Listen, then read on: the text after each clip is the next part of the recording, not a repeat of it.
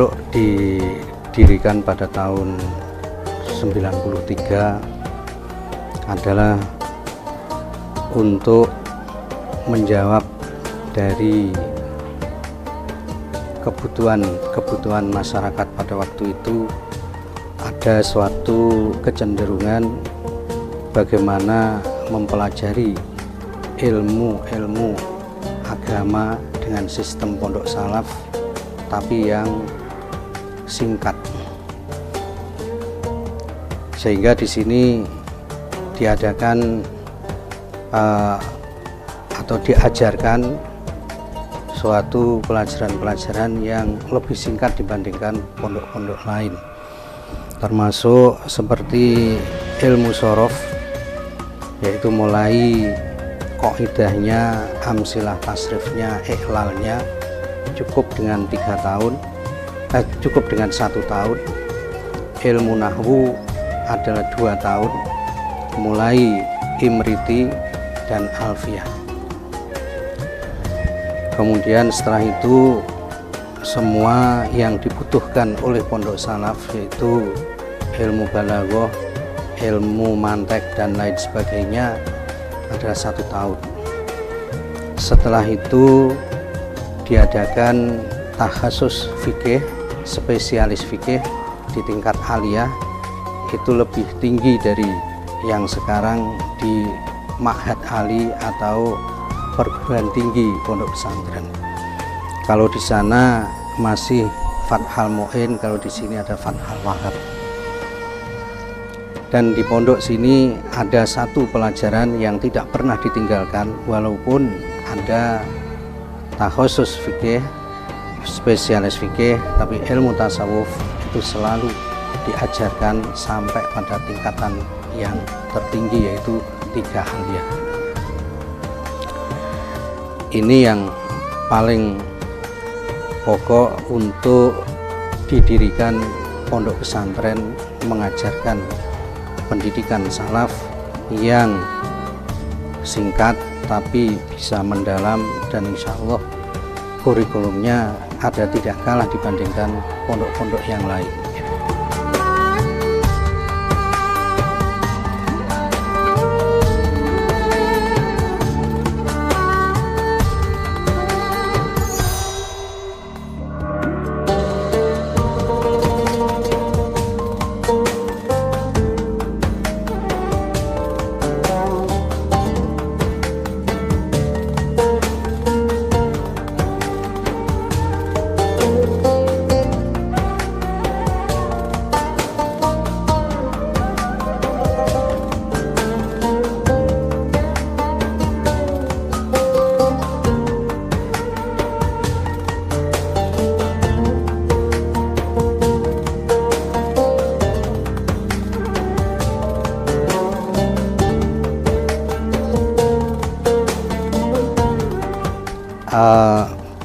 Tuntutan masyarakat pada waktu itu, karena sebenarnya kecenderungan masyarakat sudah sulit untuk meninggalkan sekolah formal. Kebanyakan datang ke pondok itu sudah tamat SMP, ada tamat SMA, yang sementara belum sama sekali mengenal ilmu yang ada di pesantren, maka harus memulai dari dasar. Dengan usia yang sudah sekian, maka mereka itu ada sebenarnya mengharapkan bagaimana di pondok salaf itu adalah bisa diajarkan dengan singkat tapi juga cukup bisa mendalam dan seterusnya. Itu yang paling tuntutan pada waktu itu. Dan sekarang alhamdulillah ya, karena menyesuaikan tuntutan dari era globalisasi, di pondok pesantren ini sudah bisa membuat suatu format pendidikan, yaitu bagaimana ilmu umum itu bisa dipelajari secara penuh, ilmu agama juga dipelajari secara penuh. Di sini diadakan sekolah formal mulai SD sampai SMA, dan insya Allah nanti tidak akan kalah dengan SMA negeri, SMP negeri, dan SD negeri. Ini yang sudah berjalan prestasinya ada sangat baik, sering didelegasikan dari UPTD Semen untuk mewakili ke tingkat kabupaten dari 27 SD sekecamatan Semen. Artinya dibandingkan SD-SD negeri insya Allah tidak kalah, tapi mereka sementara mempelajari ilmu agama di pesantren juga tidak ketinggalan, bahkan banyak yang mendapat ranking dari yang merangkap sekolah formal bisa mengalahkan yang tidak merangkap.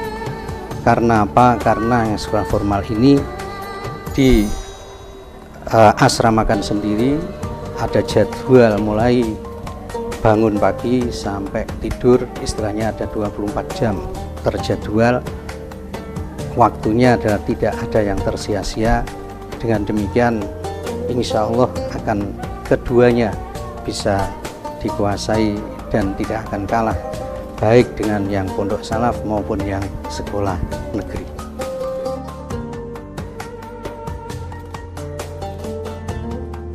Sebenarnya kalau pendidikan formal itu ya di sekolah itu ya sama saja melalui kurikulum Dignas.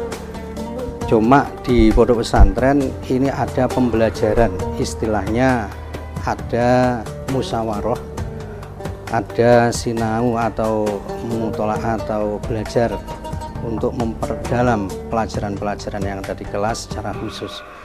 Jadi belajarnya bisa dikatakan 2 kali. Kalau pagi itu sekolah formal, kemudian sore nanti diniyah, dan malamnya memperdalam dan evaluasi dari pelajaran-pelajaran baik dari sekolah formal maupun yang sekolah diniyah itu. Itu yang ada perbedaan, keistimewaan mengapa akhirnya para siswa itu banyak yang berprestasi.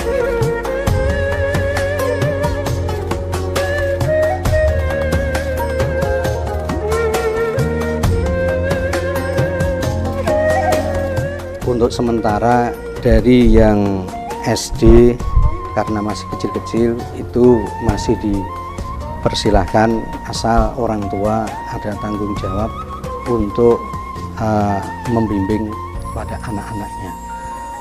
Dan dari pondok sendiri juga menyiapkan angkutan untuk antar jemputnya. Jadi insya Allah berbeda dengan yang datang sendiri, yang mungkin akhirnya ada alasan bagaimana akhirnya tidak sampai ke kelas dan seterusnya.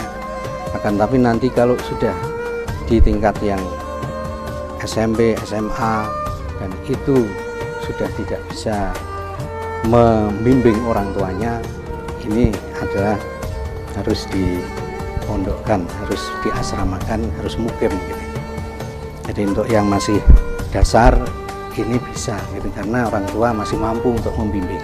Tapi kalau yang sudah tinggi mungkin tidak mampu gitu.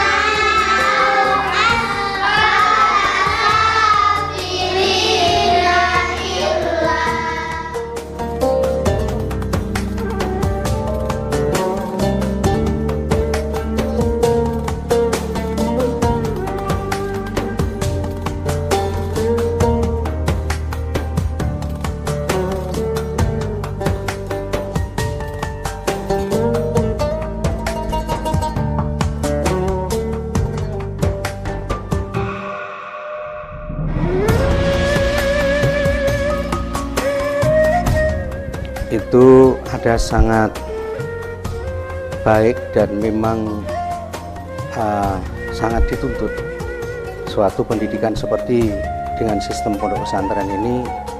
Karena apa? Karena dengan sistem pesantren semua siswa itu akan bisa diatur akan ada tata tertib dan seterusnya. Tidak boleh membawa seperti HP, tidak boleh internet dan seterusnya. Semuanya itu insya Allah nanti akan bisa selamat dari pengaruh-pengaruh globalisasi yang berdampak negatif.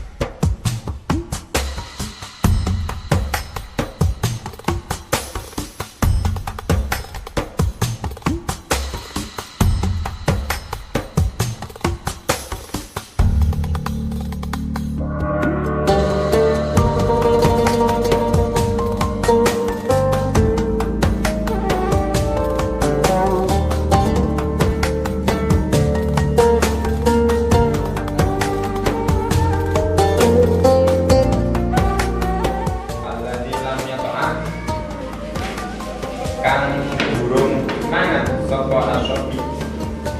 Alladzi lam yata'am kang durung mangan sapa asobi. Kang durung mangan sapa asobi. Alladzi lam yata'am kang durung mangan sapa asobi. Ghairul labani kang sak liyane sowan.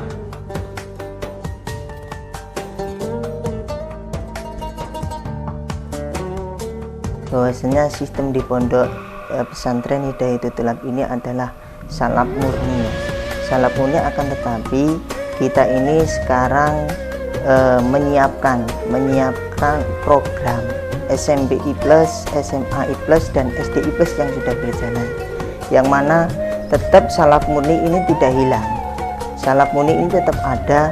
Jadi kita ini untuk yang akan datang bisa mendapatkan ilmu 100% utuh, yaitu ilmu salafi, dan nanti akan mendapatkan juga ilmu formal secara utuh 100%.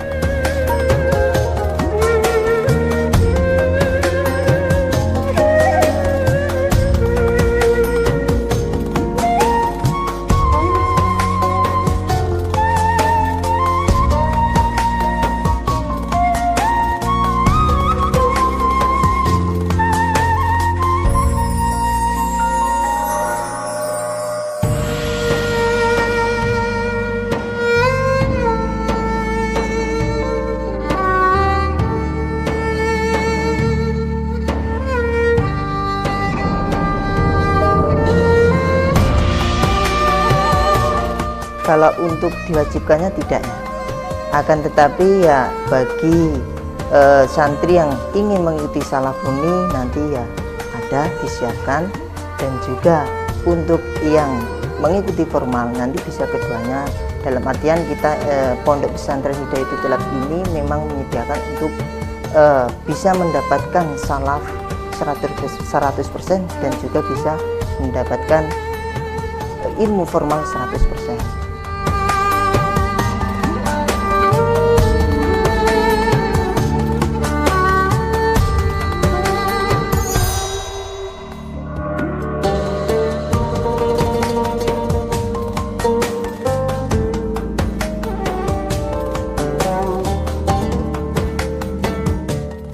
Untuk salafnya yaitu kita ini fokusnya ke takhusus fikih ya.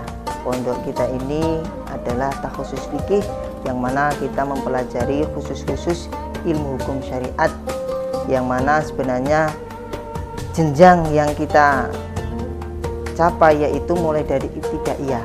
Ini ilmu pengenalan dulu biasanya seperti itu. Kemudian nanti ada sanawiyah 3 tahun ya.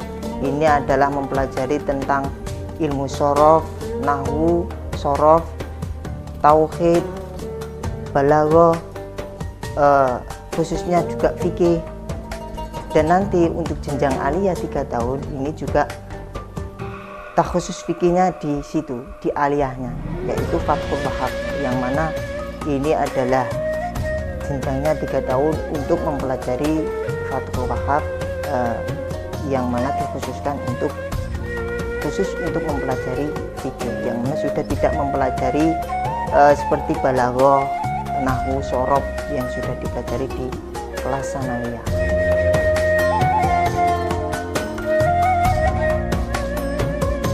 Ya, sangat penting sekali ya, karena banyak sekali masyarakat ini sudah melupakan tentang syariat, tentang hukum-hukum ya.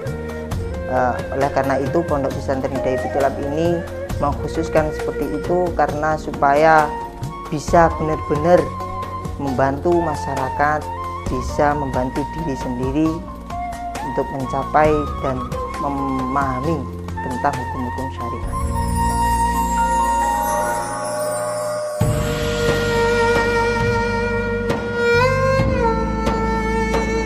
Ya, sangat baik ya untuk responnya ya.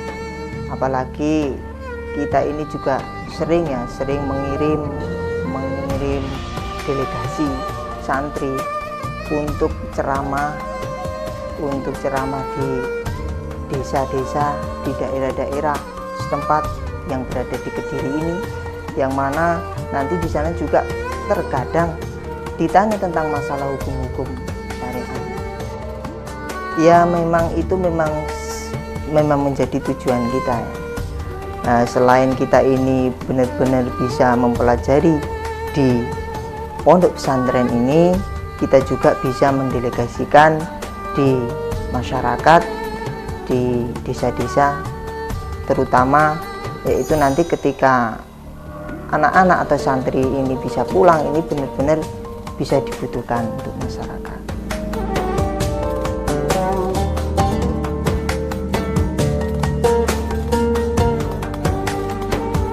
Untuk semua santri ini memang benar-benar dilarang keluar, karena kecuali tanpa izin ya, kecuali nanti kalau izin ini nanti boleh keluar. Kalau sudah diberikan izin nanti bisa keluar sesuai kebutuhan dan sesuai jadwal yang sudah ditentukan. Oleh karena itu kenapa kok tidak boleh keluar, karena memang untuk menghindari hal-hal yang mungkin kurang bermanfaat.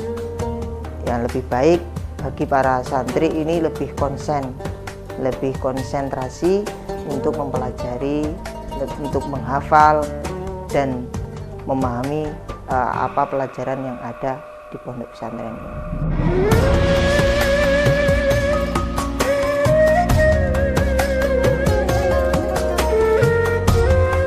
Ada. Kalau untuk sanksi itu jelas ada. Biasanya kalau untuk anak-anak ini tergantung tingkat pelanggarannya. Biasanya kalau nanti ada anak-anak yang keluar tanpa izin, ini nanti akan diberi takzir. Kalau bahasa kita ini takzir atau hukuman. Hukuman ini adalah seperti digerujuk air comberan atau air kotoran hewan itu, air dicampur kotoran hewan itu, atau nanti dipotong rambutnya. Ya, sangat efektif ya, karena paling tidak ini nanti santri ini tidak mengulangi lagi, karena nanti ketika ditakzir atau dihukum ini nanti ditonton oleh semua santri ini nanti ditonton, bahkan nanti ada disorai juga ya, kalau bahasa Jawa dipoyoi gitu. Ya, tidak semua pelanggaran diterapkan untuk ditakzir seperti itu ya. Nanti kalau untuk pelanggaran yang ringan nanti hanya kita beri masukan, kita beri wawasan supaya tidak mengulangi lagi.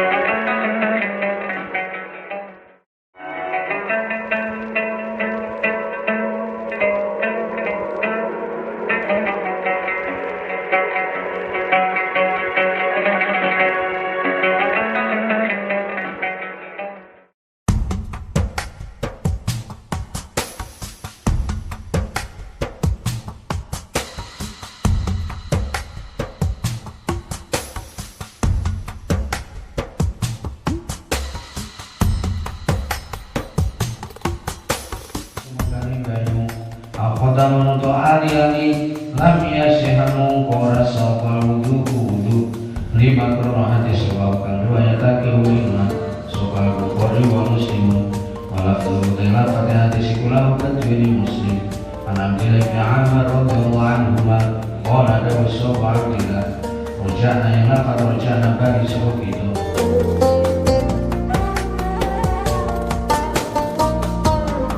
Di sini akan dikembangkan insya Allah, karena yang paling diutamakan adalah ada dua hal: bagaimana pendidikan di pondok pesantren ini bisa menguasai ilmu agama yang sehingga akan bisa membentuk suatu karakter pada seseorang yang benar-benar menjadi orang yang soleh solihah, menjadi orang yang benar-benar baik menurut Allah dan baik menurut manusia dan baik menurut makhluk Allah. Di samping itu juga bisa mempengaruhi baik kepada orang lain, bisa menyampaikan ilmu kepada orang lain yang tidak hanya baik sendiri, tapi bisa ditularkan kepada orang-orang lain sedapat mungkin. Insya Allah saya bisa menggambarkan dengan sistem yang seperti ini, yang keduanya akan dikuasai, apalagi dengan ilmu tasawufnya yang harus sampai pada pelajaran yang tinggi. Apabila nanti santri-santri sini pada akhirnya menjadi PNS, menjadi pejabat, menjadi apapun, insya Allah tidak akan terpengaruh dengan arus, tapi justru akan bisa mempengaruhi mereka. Insya Allah dengan tertata hatinya, dengan ilmu tasawufnya, insya Allah nanti tidak akan korupsi lah kalau umpama menjadi pejabat dan seterusnya. Itu yang paling saya harapkan. Dengan dibekali ilmu agama yang dalam, ini nanti akan menjadi apapun dia tetap menjadi orang baik. Itu yang diharapkan.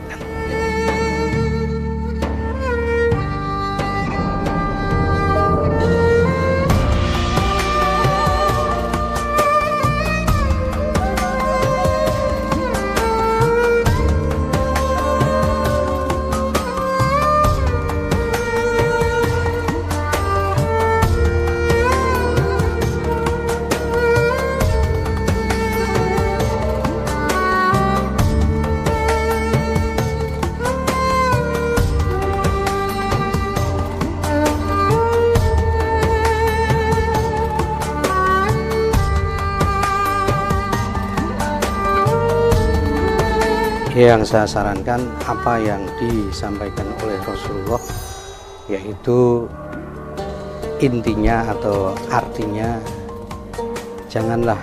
bukanlah orang yang paling baik di antara kamu semua apabila kalian semua meninggalkan dunia hanya memburu akhirat, atau hanya memburu dunia meninggalkan akhirat.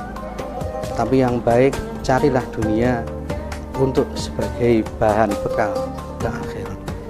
Insya Allah dengan sekolah formal silahkan mencari pekerjaan, silahkan mencari dunia dan seterusnya, tapi itu bukan satu-satunya dan hanya di situ terakhir, tapi semuanya adalah supaya dibuat bekal menuju kepada akhirat. Itu yang saya sarankan, silahkan didalami dan diutamakan dan diusahakan, dikumpulkan semua panah dunia itu, tapi yang penting tidak berhenti di dunia. Dunia adalah untuk bekal ke akhirat.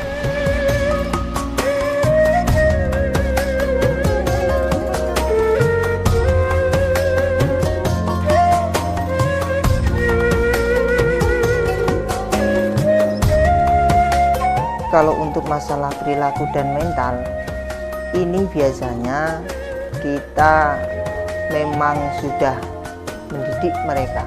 Pondok pesantren ini adalah mendidik mereka untuk berakhlak yang baik, untuk berperilaku yang baik, sebagaimana sudah sering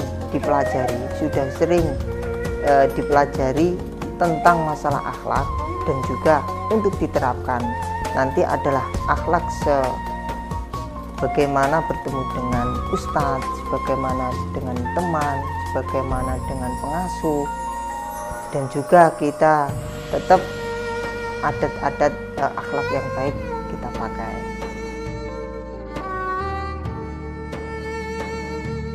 Ya mungkin ya harus sabar ya, karena tidak semua santri itu sama kan. Kalau pondok pesantren itu memang basicnya adalah orang-orang yang memang pergi ke pesantren adalah tujuan mencari ilmu.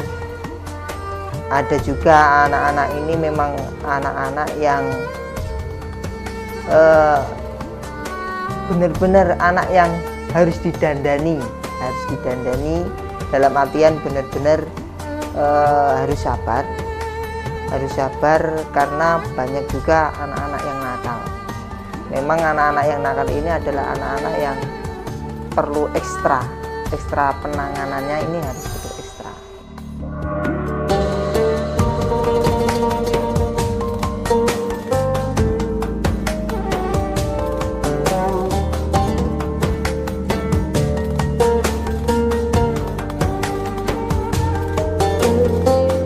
Harapan terbesar yang belum tercapai adalah ya untuk para ustadz ini mungkin belum bisa ya mengaplikasikan, atau mungkin merasa kadang sudah berusaha untuk mengajarkan sesuatu, tapi terkadang ya itu tadi anaknya yang seperti itu ya. Ini kadang-kadang kok melihat anak yang masih belum bisa didandani lah ibaratnya, belum bisa kita perbaiki dari semuanya. Ini adalah itu bagi semua ustadz ini akan merasa sangat menyesal kalau ada anak atau murid-muridnya yang masih seperti itu.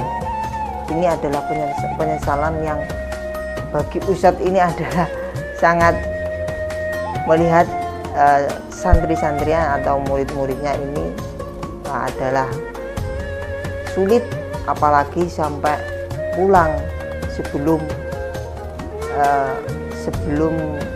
benar-benar tamat, sebelum benar-benar bisa menguasai apa yang ada di pondok pesantren.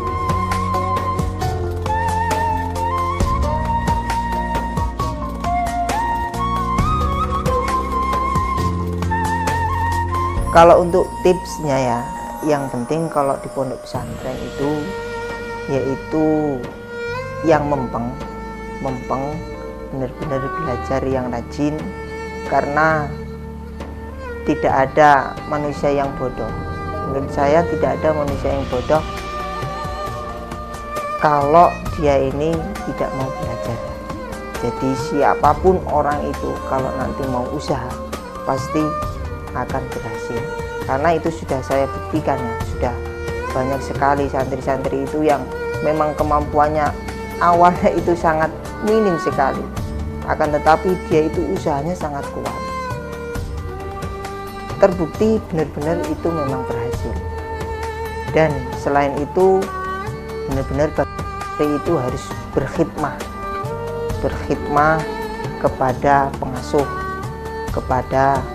dan berakhlak baik kepada guru-guru, ustadz, terutama kepada beliau pengasuh, yang mana ini adalah akan memberikan barokah ilmu untuknya bagi semua murid nanti ketika nanti pulang